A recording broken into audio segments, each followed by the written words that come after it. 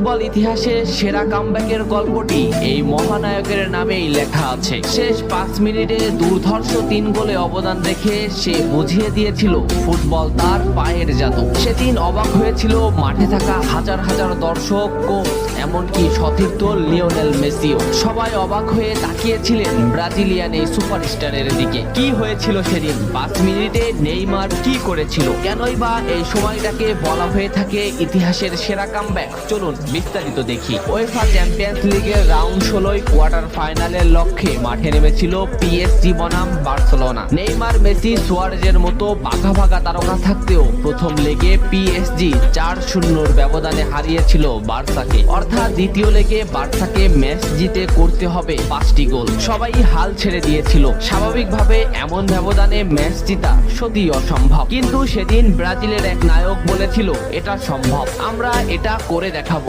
যেভাবেই হোক না কেন আমরা দলকে ম্যাচ জেতাতে চাই। 2017 সালের 8 মার্চ অনুষ্ঠিত হয় এই ম্যাচের দ্বিতীয় লেগ। ম্যাচের শুরু থেকেই ক্ষিপ্ততা আর দক্ষতা দেখাতে শুরু করেন নেইমার। এই ম্যাচে যেন আবির্ভাব হয় কোনো এক নতুন নেইমারের। এই নেইমারকে তো কেউ চেনে না। ম্যাচের 3 মিনিটেই লুইস সুয়ারেজ পেয়ে যায় প্রথম গোলের দেখা। এরপর নেইমারের ক্ষিপ্ততায় একের পর এক আক্রমণ সাজাতে থাকে বার্সা। এদিন যেন নেইমারকে কোনোভাবেই আটকাতে পারছিল না পিএসজি। নেইমারকে আটকাতে একের পর এক ফাউলই বেছে নিয়েছিল তারা। ম্যাচের 40 মিনিটে লেভিনের আত্মঘাতী গোলে বার্সা পায় দ্বিতীয় গোলের দেখা। ম্যাচের 50 মিনিটে ক্ষিপ্ত থাকা নেইমারকে ডি বক্সের ভিতর ফাউল করে ফেলে দেওয়া হয়। এতে বার্সা পেয়ে যায় পেনাল্টি। পেনাল্টিতে গোল করে দলকে এগিয়ে নেন লিওনেল মেসি। তবে যেমনটা ভাবছিলেন এই ম্যাচের গল্প ফুটবল বিধাতা তেমন ভাবে লেখেননি। 62 মিনিটে বার্সার কফিনে শেষ প্যারাটা পুড়ে দেন এডিনসন কাভানি। এতেই স্তব্ধ হয়ে যায় ক্যাম্প নু।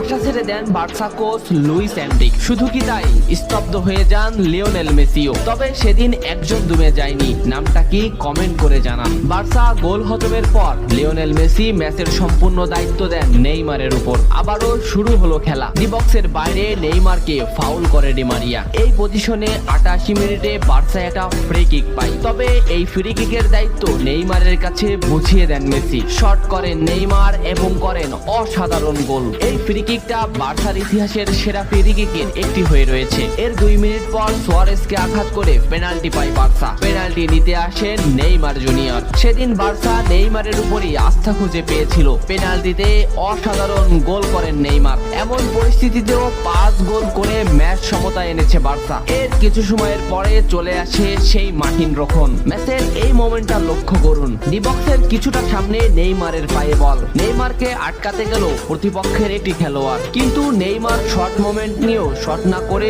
বলটি সামনে আগালেন। এই মোমেন্টটা লক্ষ্য করুন। নেইমার একবার গোলের দিকে তাকালেন। এতে সে বুঝে ফেলেছে কোথায় বলটি দিতে হবে। নেইমার শট নিলেন। আপনি সাধারণ চোখে এটাকে একটা শট দেখলেও এটা হলো সেই শট যা লিখেছিল ইতিহাসের সেরা কামব্যাকের অধ্যায়। নেইমার এমন ভাবে শটটি নিয়েছিলেন যাতে রবের্তো শুধু পা লাগিয়ে গোল করেছিলেন। শেষ 5 মিনিটে সেরা 3টি গোলে অবদান রেখে সেদিন ইতিহাসের সেরা কামব্যাকের নায়ক হয়েছিলেন ব্রাজিলিয়ান এই সুপারস্টার। সবাই যেখানে স্তব্ধ হয়ে গিয়েছিল নেইমার সেখান থেকেই শুরু করেছিলেন। নেইমার বুঝিয়ে দিয়েছিলেন নিজের দৌরত্ব। ইতিহাসের সেরা কামব্যাকটা বার্সা নেইমারকেই উৎসর্গ করেছিল। এই ম্যাচে নেইমারের পারফরম্যান্স ছিল আকাশচুম্বী। মাঠে থাকা দর্শকরা শুধু নেইমারের দিকেই তাকিয়েছিলেন। নেইমার এমনই, যখন জ্বলে ওঠে তখন সব পুড়িয়ে দেয়, সব তছনছ করে ফেলে। ইতিহাসের সেরা কামব্যাকের নায়ক সেদিন পিএসজি কে হারিয়ে বার্সার সমর্থকদের মুখে হাসি ফুটিয়েছিলেন। বার্সা ফ্যানরা কি এদিনের কথা